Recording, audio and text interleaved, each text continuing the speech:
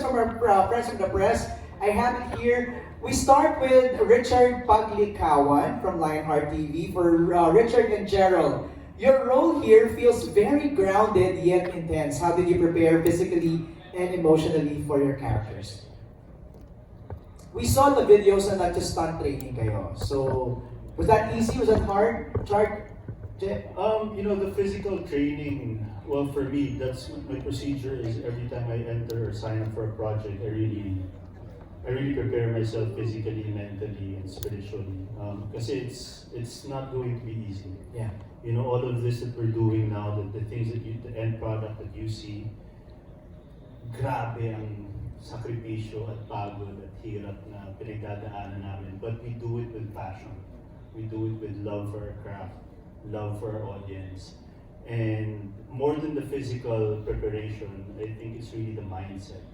You have to be able to collaborate. You can't just always get what you want, and you're working with a great team. You're working with a great team, and you just have to really prepare for your character. That's my personal preparation. Right. Jay, ikaw? Well, may isang eksena ako na hinahabol ko yung character ni Richard na isang malaking kutsilyo ako. Nakahubad ako noon, so nag-diet ako. Tapos, nung nag-cut, sabi sa akin ni Richard, nag-diet ka na? Sabi ko, nag-diet ako. Take note, madaling araw po namin kinunan yun. Hindi kumain the whole day. Fasting. Akala ko kasi mga dinner time namin kukunan. Medyo pamadaling araw na. Sabi ko, oh my God. Rip ka? Medyo, syempre, I'm a moral warrior, di ba? Gusto natin medyo katotohanan. Yun yung physicalization niya. Yung physicality naman. But tama sabi ni Char, yung physicality medyo madali na sa amin. We have a good guide with Erwin Tagli na kakaibang fight moves na makikita nyo in the series. It was more, really trying to get into the character, kung sino ba talaga siya, what does he represent, gano'n lang yung responsibility niya sa mga, I think this is one of the first times in TV and Philippine TV history na isa sa mga bida ay isang Moro, isang Muslim. And we're trying to, mag-shed tayo ng light sa mga brothers and sisters natin sa Islam. Thanks, Jay. I'll go to Erwin. Erwin, lahat ba ito dumaan sa training sa'yo? Mula kay Baron hanggang kay Bella? Oo, lahat kami. Lahat yan? Oo. Good evening, everyone. So, isa sa mga challenges, kung nakausap na ako ni Miss JRD, may deadline, may training. So sabi ko, since may deadline, kailangan require talaga mag-training sila kahit isang beses para lang magkaroon kami ng same language pagdating sa set. Kasi iba-iba yung style ng ibang stunt coordinators, iba yung style ko. Para pagdating sa set, nagkakaintindihan na kami. Kasi we're expecting na darating kami sa mga yung magkahabol ka na next day na yung i-air. Kasi katulad yan, deadline, shoot pa tayo, maghahabulan yan. So we're already expecting and assuming na mangyayari yun. So meron na kaming ginawang template during training para pagdating ng shoot, kakabit lang namin, A, B, C gawin natin, or D, E, F, and then dagdagan na lang natin ng konting ganito. So may naka-ready na kaming templates sa lahat ng action scene. I'm curious, anong klaseng training yung ginawa ni Bella, ni Barbie, ni Baron, sa'yo? So meron akong basic template nga. So it's about, before the moves, before anything else, ang pinapractice namin, safety. So we go to the safety first, we kailangan may control, dapat hindi masaktan yung mga partners sila kasi sila maglalaban eh. So ayokong saktan ni Richard si Bella or si Gerald, saktan si Barbie, ba nag-fight sila. So we already assuming na magkaka-fight yung lalaki at babae. So yun talaga ang kinopos namin, yung safety na mukhang totoo pero may control. Okay, I wanna hear Barbie and Bella. Anong training, gano'ng ka-intense ang tinuro sa inyo dito? Barbie? Well, actually, surprise, okay. Wala pa kasi ako doon sa, di pa ako nagtitaping na May gagawa fight ako scene. ng fight scene. Okay. But I live super close to Kuya Erwin's studio. So from time to time, tinuturuan ako ni Kuya Erwin, pagod ako with May head start his ka. kid. Ang galing ng Okay. anak ni Kuya Erwin. MJ, actually, lahat sila, nag-secret training pa yan lahat. Isa-isa. Yes. bago sila mag-official training ng Or show. secret training. Ako baga parang... May official Lahat kami training ng nag-text show. sa kanya, Erwin, pwede mauna na ako kasi baka magagaling na sila. So, Competitive? Ganyan ka yung mga artista Nagtanong na pa ako sa dedicated at talaga na O sige, Bella, go may ahead. tanong pa ako, may tinatrainan ba na iba si Gerald para magta-train din ako doon? Wala naman. So, Anong klaseng training sa'yo, Bella? I did Muay Thai with Erwin and then we did yung it's more of a choreography. basic mixed martial arts para may konting Muay Thai, lahat Okay. ng martial arts. Kamusta? And guns and Pasa-pasa kami. Pasa-pasa? Pasa-pasa kami ni Bella. O, pasain kami dalawa. Pero on the side, I did my own stuff also. I rented out firing ranges. Nag-aral ako on my own also. Okay. Para lang makasabay ako kasi ang lagi ko kay Sena si Richard eh. So, si Richard din ang taon na yan nag-aaral, diba? So, Bata pa lang kami. tsaka bata pala artist na si Richard. Bata pa lang tayo, no? Nag-training ako. Si Baron naman. Baron, ikaw. What training did you have to go to? I know marunong ka na mag-action, but did you have to do some refresher or new stuff? Yes, a little bit of refresher with Sir Erwin. And since birth din I was already competing back in the day when I was 6 years old So parang lang, taekwondo naman. Right. And so, yeah. Alam mo na yung rhythm, no? Baron, parang Medyo medyo... mabilis ng konti. Right. And syempre, because of the past action series na nagawa ko, ang laking tulong po na. Okay. Sa ating mga well-respected actors, ayan well-respected ang ginamit ko, Romel, dito Jaime, dito Susan. Direct Bobot. Kayo rin ba may mga action scenes kayo dito? Dito. Kasi datu eh. Dito Jaime. Dito Jaime. Hindi ko nga And meron naman konti lang. Hindi na kaya ng katawan. Pero meron din kasi akong background sa Tai Chi. So, Tai Chi? Hindi ba yun nakatulong din ganon? naman. Hindi, pero meron mabilis na Tai Chi. May mabilis. Meron mabilis na Tai Chi. Meron pang yung Tai Chi sword. So, in other words, ang importante para sa akin kasi pag magkukuha ka yung legs mo yung legs ang pinaka-importante yung parte ng katawan pag mag-action ka. So, yun basically ang exercises ko is geared towards that. Direct Bobot, ikaw, did you have to, Hindi ko pa alam, pero kaya ko pa naman. Kaya ko pa naman. Nag-action din ako ng mga bata pa ako, pero siguro kaya ko pa rin mag-action kung bibigyan ako. Nice. Ayan na, narinig na ng mga directors, mukhang bibigyan ka na niyan. Romel, did you have to, oh yeah, of course, kasi you're Ano ba yung action star yan? May mga Lover eksena. boy pa. You're a lover boy. Nice. Oo, tsaka, may mga eksena na nakakasama naman ako ng mga action. At hindi naman nawawala sa katawan natin yan eh. Lalo na pag inutusan tayo ng mahal sa buhay natin mag-action sa bahay. Oo, lahat ng ayaw nila, ginagawa ko pa rin. Ayaw nila maglalaba ako. Okay, Tita Susan, ikaw ba? Meron ka bang action scenes dito? O wala naman? Wala naman. Okay. Pero sa Tito Super, yung first scene namin actually, yung nagkasama kami sa first scene namin, napaka-intense, napakahirap ng hindi ko sasabihin ano yun, Okay. pero abangan nyo na So, wala kayo? napakahirap ng pinagawa sa kanya. Sobra. I think si Direk FMR yun, di ba? Sobrang hirap nun. Actually, naawa na ako, sabi ko, ang hirap yun eh, kasi medyo on the spot eh. Pag we had a consultant, hindi ko sasabihin ano ang eksena niya, pero abangan ko yung sana. How was that, Tita Susan, without spoiling? Abangan niyo lang po ang word na tiempo. Tama. Okay, sige. Okay, abangan namin yan. Okay, we have a question here from Natalie Tomada, Philippine Star, to our directors and our creators. What was the casting process for the lead stars? Ano ang naging pitch niyo for Richard and Barbie for them to work on the same project for the first time? So how was the casting process? Ano bang nauna? Kwento o cast? Cast.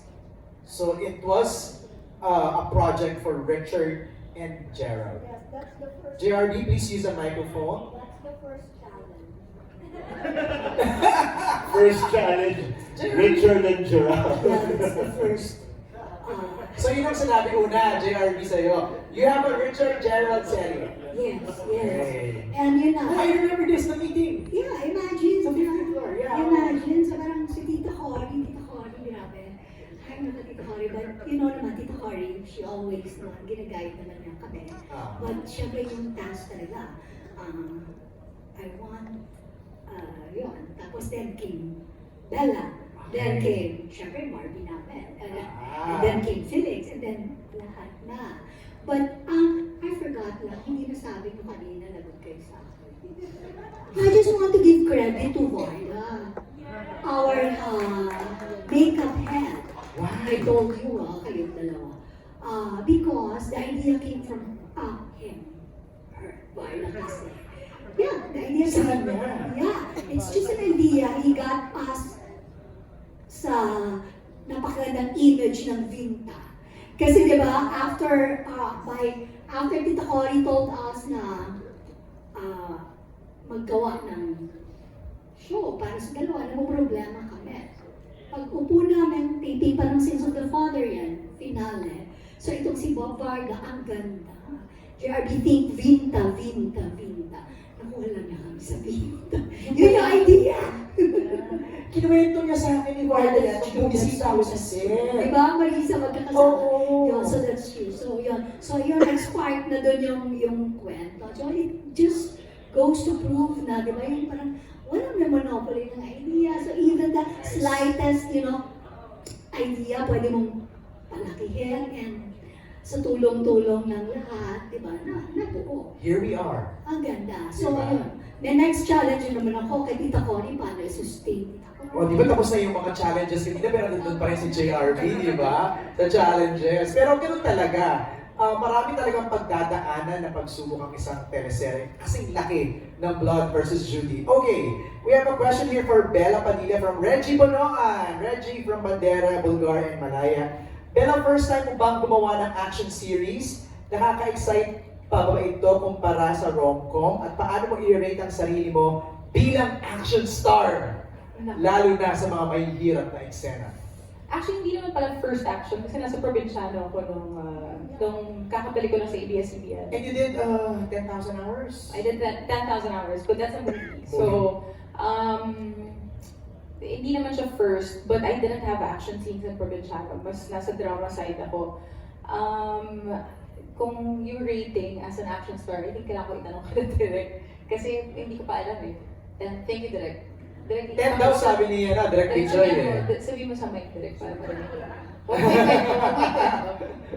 Ang favorite ko pala na nakunan ko yung car scene. Parang mas gusto ko maging car driver na lang. Stunt na car driver. Mas exciting pala yun. Pero you felt comfortable with action, Bella? Yeah, I mean, I've been doing Muay Thai since I was 16 dahil sa family natin. Si Tito Robin ay pinag-Muay Thai kami bata pa lang. So kami magpipinsa, mag-Muay Thai kami dati.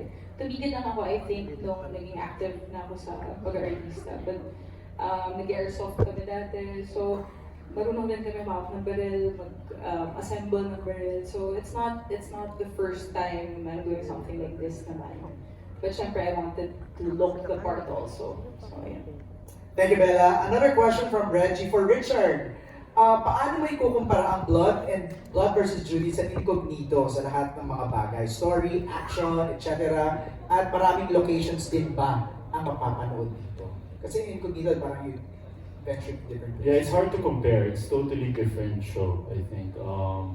With Blood versus Duty, we really wanted to focus on the storytelling, the journey of each character. Talagang piniga dito yung bawat kwento ng ng mga characters. We intensified the storytelling, and of course, we elevated as well in theme doon sa story action. So it's totally different. Malayo sa Incognito. I think Blood versus Duty, we have a great team here also, and I think we're gonna kick some ass with this one. Okay, alright. Thank you, Richard. Actually, yung second part yung question ni Reggie, anong pakiramdam mo na kasama mo ang sa series ang love of your life?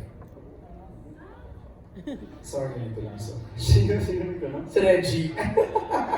Reggie, Reggie! Pero paano ka nga napapayag, no, to work together in a project? No, of course, why not? I think I've been wanting to work with Barbie, of course. Kami dalawa, we've been, working hard for years and years, and I think it was like a conversation. What if we work together? Right. What are the possibilities? And I think it's an exciting journey, and we're guided by great creatives, great directors, and JRB unit loves Barbie, and it's my first with the JRB unit, and it's an honor for me to be part of this group. And it's been good so far. A quick reaction from Barbie when it was offered to you na magkakasama kayo in the series. Actually, I was still in Sins of the Father when Miss Julie told me. Patapos na kasi po yun. Tapos sabi ni Miss Julie, lumapit siya sa akin, sabi niya, may show tayo ulit. Wala ka bang idea? Wala pa po akong idea. And, I'm so grateful. Sobrang grateful and thankful ako sa JRB unit. Kasi, after Batang Quiapo, ang tagal ko nang hindi nag-work. Okay. So, grabe yung ng teleserye. So, grabe po talaga yung pasasalamat ko, of course, kay Miss Julie, sa lahat po, kila FMR, kila Direk Bijoy po, Direk Rico, kay Erwin, Sir Sunon, and Sir Dindo. Grabe nila ako i-guide. Kasi po, syempre, kinakabahan ako. Kasi syempre, si Richard, Gerald, Bella, of course, and Baron, sobrang galing nila. So ako po talaga yung pinakakabado kasi sabi ko, oh my gosh, ang gagaling nila. Bata pa lang ako pinapanood ko. Kasi ako yung may right sa akin. But yeah, I'm so happy. Kasi, patay ba ako? Sorry po. Kami kasi ni Richard, mahilig si Richard manood ng mga films, kung ano-ano. At ang dami niyang ideas. Minsan, out of nowhere, ang dami niya ng plano. Ang dami niya lang sinasabi ng mga ideas niya every time we watch a movie. And we wanted to work with each other, matagal na. So I'm very thankful and grateful for this opportunity po. Parang ako, I'm very happy for you, Barbie, because this is your first primetime lead. Yes! Oh my God, I'm so happy! Yes. Diba? Parang Yeah. after ilang years na? 10? Ako? Yeah. 11 years. 11 years! Diba? PBB. PBB. Yeah. Finally, congratulations, Thank you, Barbie. thank you, MJ. Thank you, Reggie. The next question is for Gerald. For Baron first, from G. Trillian of Malaya Business Insight. Ang question ni G is for everybody, including Baron. No? If whoever wants to reply now, the series touches on heavy themes like conflict and religion. So on a personal level, how do you deal with these real-life issues?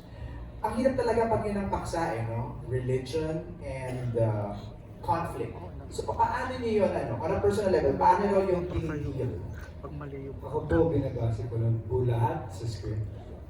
So, nandun po, tumatakbo yung utak ko, yung mundo ko. You trust the I writers. trust the writers, I trust all of my directors here.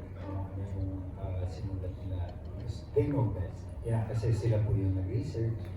And pag may mga hindi po ako naiintindihan, talaga lumalapit po kina Direk Rico, Direk FMR, Direk Bijoy. And nung pinanood ko lang po kanina, talagang napawaw talaga.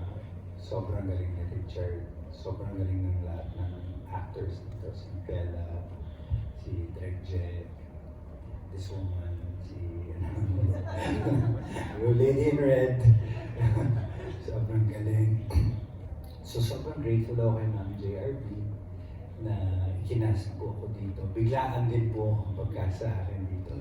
So hinablot po ako sa BQ. Oo. At naipasok po ako dito ng Tita Cory. Right. And ayun, wonderful cast, Tito Jaime, everyone. Talagang I'm a fan ng lahat ng mga tao dito. So, Alright. Thank you, Baron. Maraming salamat. Gerald and Richard from G. How was it working together for the first time? So far, so good. Sobrang, it's like parang meron akong partner in crime. Syempre galing din po ako sa Sins of the Father. Medyo amazing cast, amazing writers, pero syempre yung parang yung bigat na parang umikot sa akin. And now we have kumbaga parang there's two of us, and then napakaganda ng kwento ng side ni Marcos, napakaganda ng kwento ng side ni Jalil, and paano nagka-clash yung dalawang kwento na yan. But working with him personally, we had a fight scene, not the fight scene na nasa trailer, but the other one, medyo pamadaling araw kami natatapos. And I was like, kind of expecting na baka, pagod na rin kami the whole day, nagtatakbuhan, nag-ahabol lang kami, pinaparil ako ni, hindi pala ako pwede kwento yun, pero pinahabol ako ni Felix, character ni Baron. So, I thought hindi namin matatapos, but yung energy niya was the same as nung 8 a.m. in the morning. So, when you get to work with people like that, I mean, buong cast, but when you get to work with people like that, na sobrang passionate din, kahit mahirap po yung ginagawa namin, it makes it all worth it. Can't complain, di ba? Chart, where do you get the energy? Kinukwento niya. From him, also. Kasi Gerald is energetic too. Like, yun nga, he was saying na we were doing a fight scene madaling araw, di ba? Of course, he's athletic, and I have to up my game as well, syempre. And, we're guided by Erwin Tagle, who's also very energetic. So, to say the least. So, yun, pag fight scene, pag action talaga kahit anong oras pa. But it's great working with Gerald, such a team player. Gaya nga ng sabi niya, siguro, what he was trying to say is meron kaming kasab. Pare sub muna, di ba? Kumbaga may papasahan kami ng bola, and it makes things lighter. I mean, in terms of pressure and everything. Paano yung sub? Hindi Ako naman. muna. Kumbaga yung workload namin, kasi syempre yung workload namin, so he's doing my storyline si Jalil, my storyline si Marcos, and I think that's what makes the story great as well, the series great. Na para mag-intertwine yung story namin dalawa, it makes it very interesting. Kanina nga dun sa screening namin, sa abangan part na parang nagkita yung dalawang characters namin ulit na nararamdaman ko yung energy sa crowd na parang magkikita sila ulit. And that was actually the fight scene na sinasabi ko na hindi kami sumuko. And it's very hard na but it's been a blessing. Who's your director do sa fight scene na yun? Si Direk Rico ata yun eh. Si Direk Rico, how was it directing Richard and Jay? Let's go, Direk! Madali lang kasi kasi I can say Rico is the youngest, with all due respect to the Direk and Bijoy, di ba? So Rico, paano mo hinandle tong dalawang to? Siyempre, kinaguide naman ako Direk Erwin. Okay, tagin kayo dalawa. Direk Erwin lahat yan. Ako lang magpupwesta ng camera and yung mga shots, pero fight scenes sa kanya talaga yan. Tapos, pero may mga bato rin sila. So, lahat yan. Collaboration. Nagbabatuhan kami. Ideas. Kaya bote. Nabato namin. Pero when you say, I think something that we can be proud of dito, kapag sinasabi mo fight scene namin, katulad ng kung napanood nyo kanina or sa trailer, kapag may fight scene, lagi po may laman yung fight scene namin. It's not just a fight scene para to say na gumagawa kami ng action. There's always a kwento behind it. So pag napanood niyo po kung bakit ko siya hinahabol ng Chris, may dahilan po yun. Kaya sana po sa simula pa lang ay mapanood niyo, masimulan yun because there's always a reason. For me, necessarily, hindi yung pinaka-fight scene ang pinaka-importante sa akin. It's what it leads up to. Yan ang importante para mas sabog pag nakita. Yeah. So, when we create the fight scene, maraming inputs, ingredients, di ba? So, hindi pwedeng lumagpas naman yung action dun sa story. So, talagang we have to sit down and think about kung ano talaga yung papakita. Siyempre, we follow the script, but siyempre, we talk also and tamang inputs from our actors. But nung nakita na, yun yung finished product. Lahat ka na, collaboration ng lahat. Directors, creatives. Actually, I'm curious sa mga directors, no? Was there a scene na sobrang hirap i-mount? Was there a particular, top of your head, top of mind? From the get-go, walang madali. Kasi we really pour ourselves into every scene that we mount. And then, it's really very inspiring kasi these people, they also collaborate, they also get their ideas. Para mas malaman talaga yung mga eksena. So, pero kung walang madali. Di ba? I mean, lahat kasi may meaning eh. Lahat kailangan may tawid namin. Right. Message. Kasi it's not just, we're hunting a very delicate, di ba, theme. And we need to inform our audience, which is really yung gusto nating ma-achieve here. So, yun. Si Direk FM, baka meron kang scene in your head na parang, this was difficult, looking back. In my 34 years with ABS-CBN, this is the most difficult show. Then, kadaling i-describe. Elaborate. And, though, nabanggit kanina ni JRD na there was a deadline. I should like to give credit to my 2 co-directors. In all of my shows, I get to template. This time, no. Sabay-sabay po kami bumubuo ng show. And, these 2 guys are very humble. Rico has been an assistant director for the longest time and he was just promoted. But, he's the future of the company. Big Joy, I've always been a fan of his visuals, the way he frames and looks at things. It's very filmic. And the most important thing that these 2 guys have is generosity. Ang hirap mag-pilot ng show kasi, any artist can look at the material in a very different light. So if there are 10 directors, these 10 directors will look at the material differently. Ay hindi po nagbubuhat ako ng sariling bangko namin.